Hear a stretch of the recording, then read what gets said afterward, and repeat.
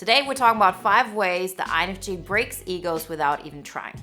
Every single INFJ that I've talked to has told me over and over again the same story. I don't know what happened. I was just being myself and people got offended. People felt like their ego was broken. I did something that made them uncomfortable. So there's always some kind of really strong reaction INFJs evoke in others. At least that's how we perceive it. So today we're really going to look into 5 ways the INFJ breaks egos without even trying, and if this is something that we should actually be concerned about. Is it really our problem? Is it other people's problem? Like, how are we going to deal with that? Before we get started, I want to remind you that INFJ Epic Life Bootcamp is launching August 19th. So now I have 3 things you can do. First, download the poster on the 5 pillars to an INFJ Epic Life. The poster is for free, and that's the basis of what the bootcamp is all about. Join the waiting list so you get access to the early bird price and get notified once we go live. And thirdly, set a reminder for the free masterclass that we are going to have on launch date here on YouTube, August 19th. Everything you need to know you can find in the links in the description. Point number 1. The INFJ is mentally very, very strong. If we want to believe it or not, it's the truth.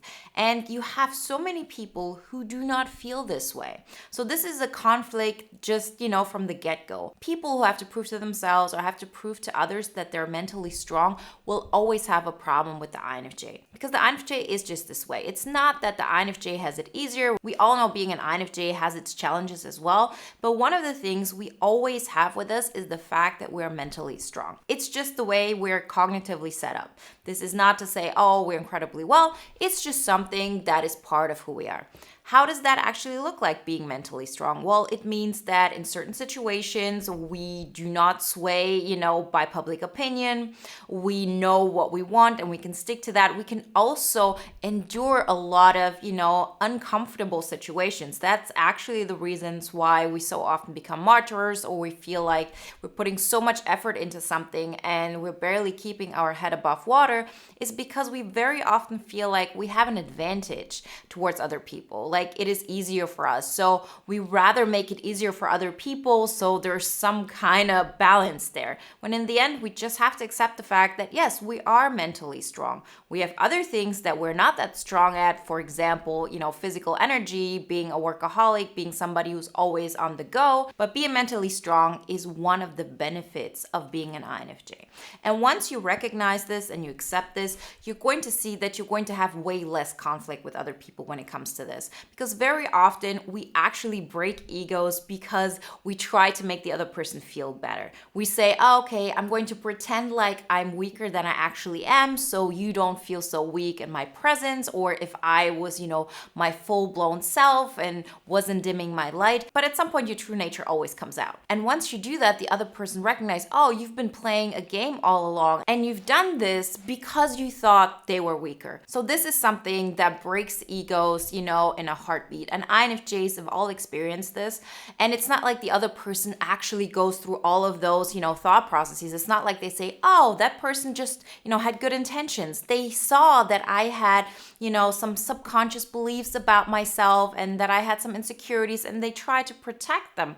That's not how you think if something really attacks your ego. You don't think that far. All you feel is, that hurts me. That person doesn't make me feel good about myself. I will not like them. And that's as far as it goes. And it doesn't even make the other person, ignorant or dumb or anything like this. This is just human behavior, and we would react the same way. It's always easier to look at a situation from the third eye perspective. But you've seen this with you as an INFJ in other scenarios. For example, if people try to give you the impression that you're not a good person, how often have we, gone overboard and tried to prove to the other person that we only had good intentions, that we are good people, and so on.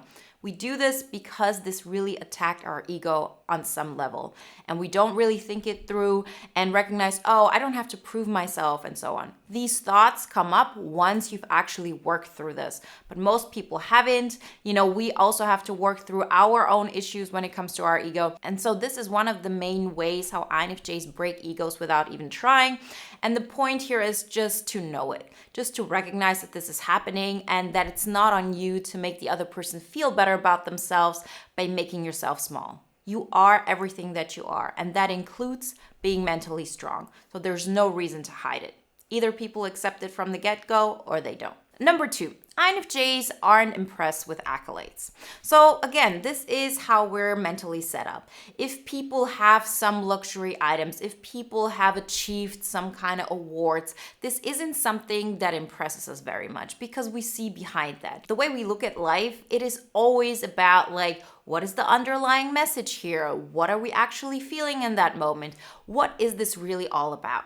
And so when somebody around you tries to make themselves feel better by achieving certain accolades, by having people look up to them because they've achieved, those accolades, this will make them feel better for the moment. It will make them feel better because it feeds their ego. That doesn't necessarily feed their soul or who they really are, but it feeds their ego. It makes them feel good on a very superficial, short-term level, but it works.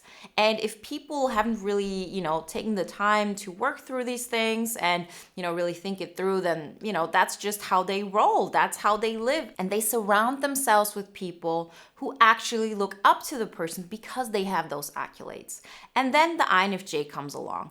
And for them, you're just like them. There's nothing that makes the INFJ feel like they're inferior to somebody else because they've achieved certain accolades. There's, of course, respect in a lot of ways from the INFJ, from the perspective of, oh, I've seen you've made your mark in the world. I've seen that you have taken your dreams and gone for them. But if you see somebody who, for example, achieved a lot of accolades by doing things that they don't like doing and they only did it because they felt like they're going to feel better about themselves, an INFJ will never ever look up to that. And people feel that. And so this is another way how INFJ breaks egos without even trying. And we very often as INFJs feel like outsiders because we don't really play that game, or we are not impressed by those things and others are, and there's sort of this hierarchy there and this game and, those unspoken rules, and we're not part of it.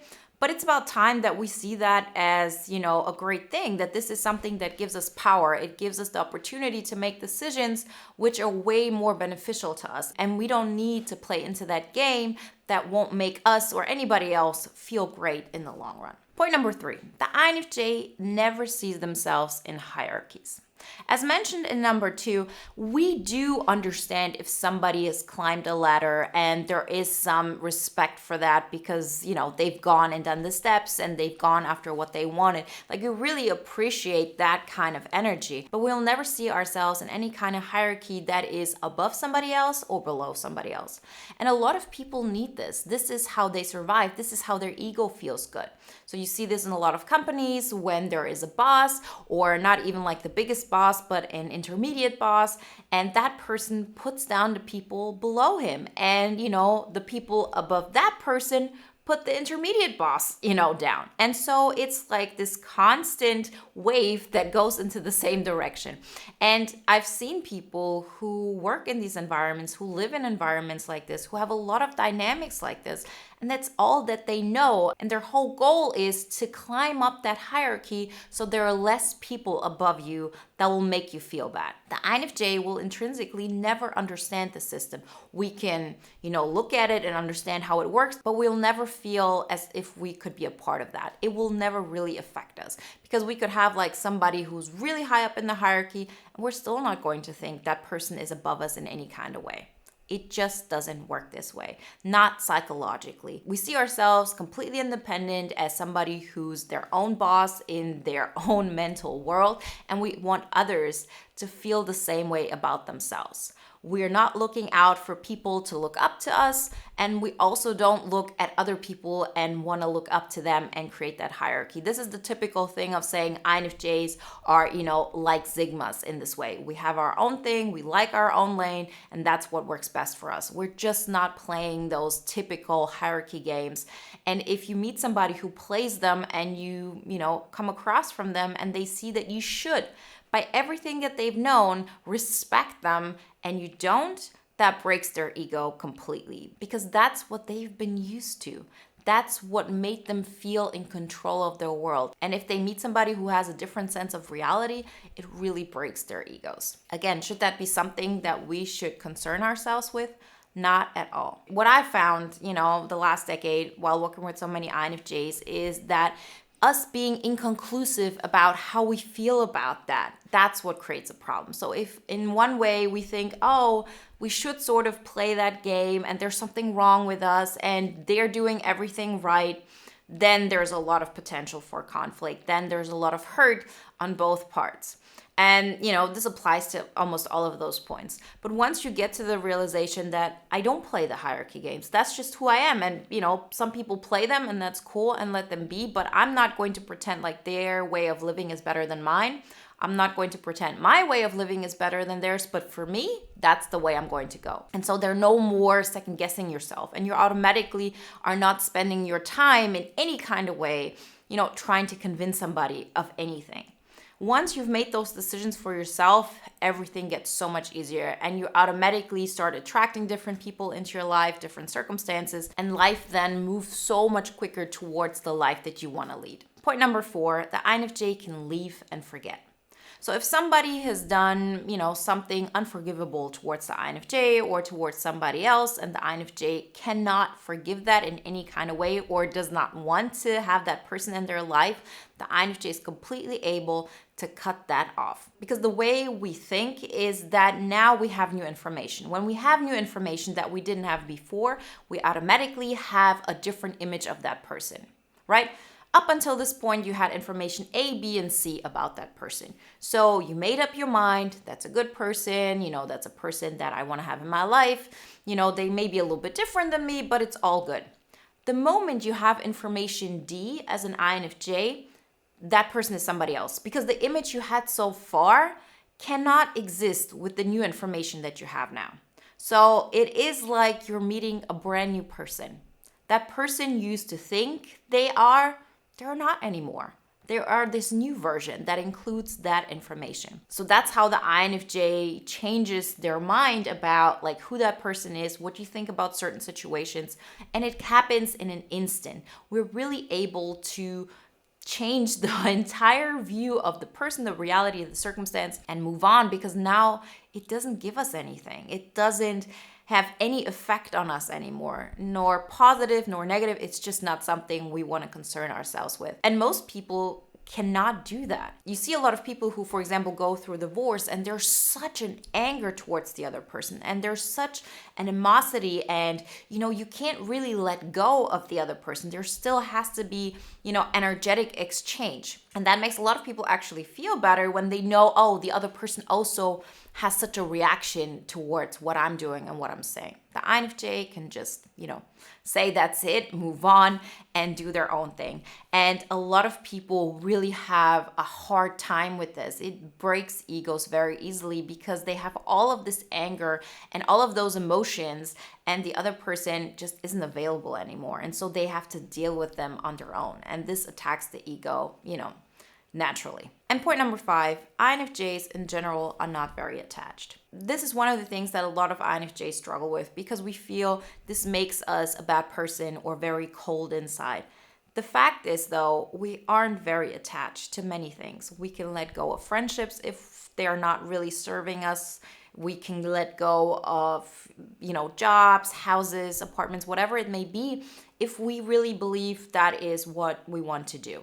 And there isn't this attachment of, oh, I need this because this is part of my identity. I have people said to me, oh, I cannot change my name once I get married because this is part of who I am. I don't think INFJs actually ever feel like this. I'm not saying INFJs always willingly change their names when they're getting married. It's just an example of how the INFJ mind works. External things just don't have such an impact on how we feel about ourselves. Not to this extent. And so when you have people around you who are attached to how things have always been, and then you come along and you're willing to change everything. You're willing to say, okay, I'm going to switch it up. I'm going to change my job. I'm going to change, how often I meet my friends. I'm going to change what I like. A lot of people have a hard time with that because it reminds them that they cannot do that. That the reason why their ego is intact is because they have those external things that, represent who they are. And having somebody who pretty much shows them, yeah, I'm independent and I have something that is me without having those external things just brings up all the fear of losing that. External things and dynamics and whatever it may be is never a true representation of who we are. It makes life easier. Like there's no such thing as saying, okay, I have to kill my own ego at every cost. It's something that can make our lives easier. Like I've told you this in a lot of videos, that it's good to have dynamics in your life, like relationship dynamics that mirror back to you the person you want to be. So these are some kind of attachments, but they make life easier. They're not what defines you. And INFJs are really good at being able to let go of things in this way, even if there wasn't some kind of fallout or another person did you wrong or anything like this, just because we don't feel like it anymore. And once people see this, it really breaks their egos in a lot of ways, because they realize, oh, I thought I was really strong in who I am, and now I see somebody who's completely independent of all those things. And it's just a reminder of what they're not. And again, is this something that should bother us? Not at all. Just something that we should know, something we should recognize. This is a strength, nothing to be ashamed of. And the more upfront you are with this, the easier it is for people to make their own decisions, right? We very often make decisions for other people as in, oh, they couldn't handle it, so I'm going to dim my light. That's not for you to do. Be your biggest, best version. Be in such a way that makes you feel good about yourself as early on as you possibly can. And then another person can always decide, okay, is this a person I want to have in my life? At what psychological distance I want to have them in my life, and so on. You're not the only person that they're going to meet in their life. They have to learn for themselves how they're going to react towards different people. You're not like this exception that needs to be altered for other people. You are a person like everybody else, and you have the right to choose you and what is good for you. And other people can decide for themselves if this is something they want in their life or they don't. Remember, if you want to take the next step and create and grow into your INFJ Epic Life journey, then join our next INFJ Epic Life Bootcamp round. We launch August 19th. So check out the checklist in the description, download the poster, join the waiting list, and set a reminder for the free masterclass. I can't wait to see so many of you in this bootcamp round. It's going to be amazing. If you want to watch another video now that is in alignment with today's topic, then watch the video 5 reasons why the INFJ is extremely dangerous.